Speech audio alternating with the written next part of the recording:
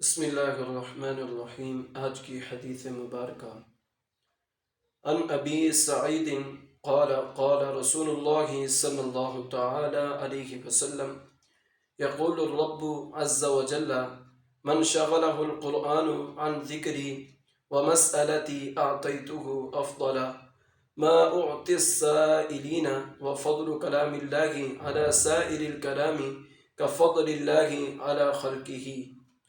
رسول اللہ صلی اللہ تعالی علیہ وسلم نے ارشاد فرمایا، اللہ تبارک و تعالی کا ارشاد ہے کہ جس شخص کو قرآن نے مشغول رکھا میرے ذکر سے اور مجھ سے سوال اور دعا کرنے سے، میں اس کو اس سے افضل عطا کروں گا جو سائلوں اور دعا کرنے والوں کو عطا کرتا ہوں، اور دوسرے کلاموں کے مقابلہ میں اللہ کے کلام کو ویسی ہی عظمت و فضیلت حاصل ہے جیسی اپنی مخلوق کے مقابلہ میں اللہ تعالیٰ کو۔